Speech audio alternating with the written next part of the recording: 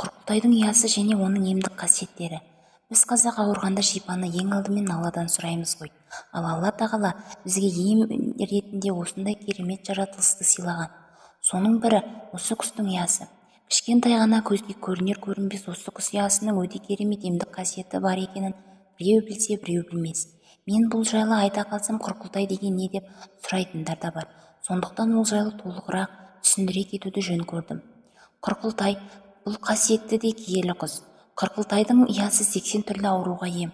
Радикулит, цистит, қуықтағы грыжа, сүйек сырқырауы, буынның сырқырап қақсауы, тамырлардың ісінуі, бүйрек аурулар, жыныс жолдарының суықтауы, жатырдағы түрлі аурулар, простатит, белсіздік, бедеулік және құрсақ көтермеу сияқты көптеген ауруларға ем. Және бұл емді кез келген адам үй жағдайында қолдана алады. Ешқандай да қиындығы жоқ. Тек ұяның булауына кешке жатыр уақытында түскен жөн. Өйткені ем қабылдағаннан кейін желге шығуға, суық тигізуге болмайды. Емді 10 немесе 15 күнге дейін жалғасады.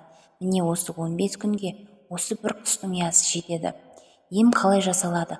Оны кәдімгі құрғап, кеуіп тұрған адыраспанмен араластырып қолдануға болады. Түтетіп, қымтанып, соның буына отырасыз. Бұл булаудың бір түрі. Ол сырт көзге күлкілі көрінуі мүмкін, алайда 3-4 күннен соң шынында да шипалық әсері бар екеніне көз жеткізе бастайсыз. Кейде тіпті бір қолданғаннан-ақ пайдасын көресіз. Ендігі бір айтарым, ем екен деп құрқылтайдың ұясын кез келген уақытта алуға болмайды.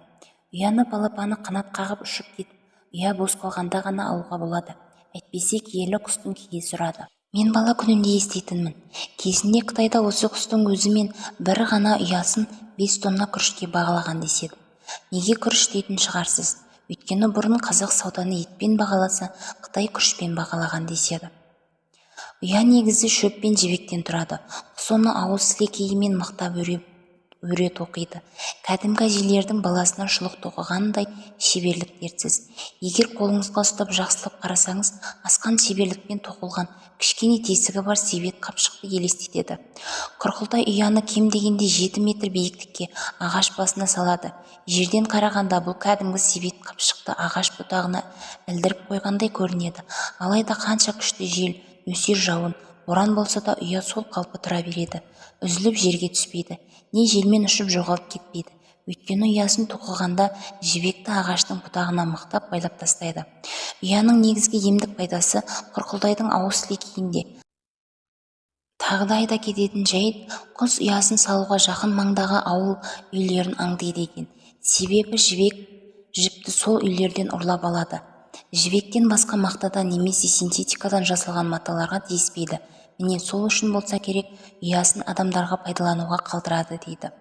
Адамзаттың арқасында ұя соғып, балапаны ұшқан соң, сол ұяны сол азаматқа емге тастап кетеді. Тап осы күн біздің елде бұл құс Қызылорда тоғайларында көп кездесе, Өзбекстанда, Бұқара аймағында, Түркменстанда, Қарақұм арнасы айналасында көп кездеседі.